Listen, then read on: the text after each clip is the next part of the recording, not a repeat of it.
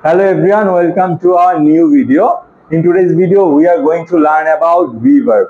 So আমরা দুইটা video আগে verb সম্পর্কে জেনেছিলাম। দেখেছিলা ভিডিও সুবাইতা ওইটা? হ্যাঁ।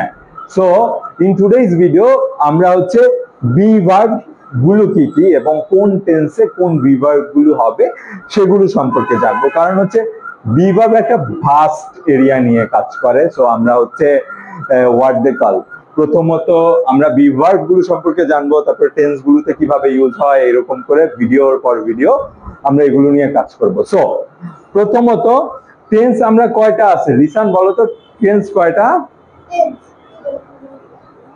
মেইনলি তিনটা। হ্যাঁ বসো, মেইনলি তিনটা। সেই তিনটা টেন্স কি কি সুবাইতা বলতে পারবা? মেইনলি তিনটা টেন্স কি কি? Present, past and future, right? Yes, I was reading those. You are very good. You are reading those. এখন sit down, Subaita.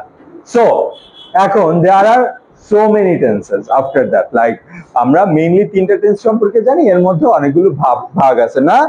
হ্যাঁ, এবার তাহলে দেখো আমরা হচ্ছে আজকে ভার্ব গুলো জানবো। সো আমরা প্রেজেন্ট টেন্সে যে verb গুলো ব্যবহার করি সেগুলো কি কি দাঁড়াও তো শেখ সোহাইব বলো, এগুলো কি কি? am is are। হ্যাঁ শেখ সোহাইব ভেরি গুড, বসো। am is are। আবার তুমি দাঁড়াও তো নিহাজ বাবা, পাস্ট টেন্সে কি কি ব্যবহার করি? was were। Very good. এবার সুবাইতা দাঁড়াও, আমরা ফিউচারে কি ব্যবহার করি বাবা verb হিসেবে? will be। Very good.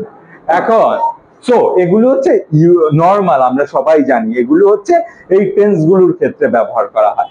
But there are something else like present perfect টেন্সে আমরা হ্যাভ বা হ্যাজ বিন ব্যবহার করি, এগুলো হচ্ছে verb। তারপরে পাস্ট পারফেক্টে আমরা হচ্ছে হ্যাড বিন ব্যবহার করি, এটাও one kind of verb। Future পারফেক্টে উইল হ্যাভ বিন ব্যবহার করি, this is another kind of verb। So এই verb গুলো কি কাজে লাগে?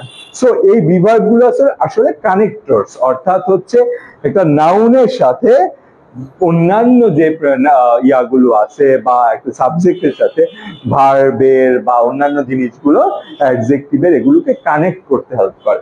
সো আমরা গত ক্লাসে পার্সন গুলোর সাথে কিভাবে রিলেশনশিপে আছে verb গুলো ওগুলো সম্পর্কে জেনেছিলাম।